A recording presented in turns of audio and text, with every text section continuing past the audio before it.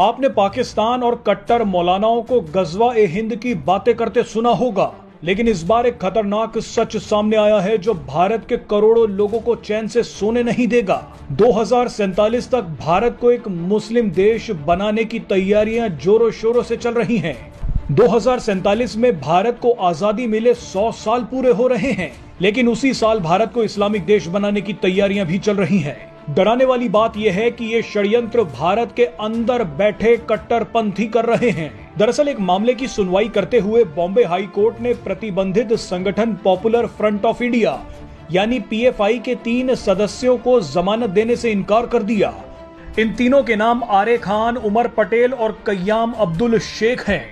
Bombay high court ने जमानत ना देने का जो कारण बताया है वो आपको हिलाकर रख देगा। कोर्ट ने कहा है कि प्राइमा फेसी रिकॉर्ड से संकेत मिलते हैं कि आरोपियों ने 2047 तक भारत को एक इस्लामिक देश में बदलने की साजिश रची थी। हैरानी की बात देखिए कि प्रथम दृष्टया ही कोर्ट को यह लग गया कि ये तीनों लोग कितनी गहरी साजिश रच रहे हैं। अगर इन्वेस्टिगेशन हुई तो ना जाने क्या क्या मिलेगा। यहाँ ध्यान देने वाली बात यह है कि पीएफआई के सिर्फ 3 लोगों ने कोर्ट को यह कहने पर मजबूर कर दिया कि ये भारत को इस्लामिक देश बनाना चाहते हैं। अब अंदाजा लगाइए कि पीएफआई के हजारों लोग तो अभी भी भारत में सीक्रेटली काम कर रहे हैं। पॉपुलर फ्रंट ऑफ इंडिया नाम का यह संगठन भारत में लाखों लोगों को रेडिकलाइज कर रहा है।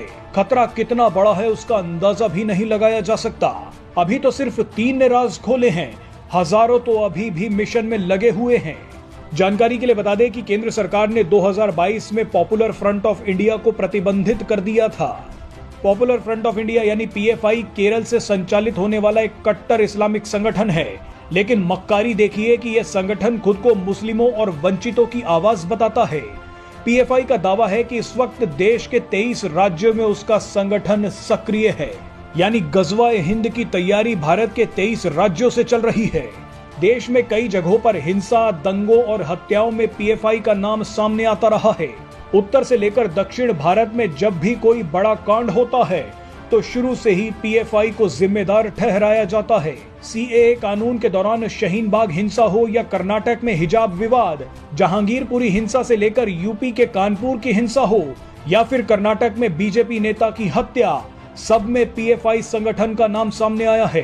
पीएफआई के कनेक्शंस तो पाकिस्तान से भी हैं।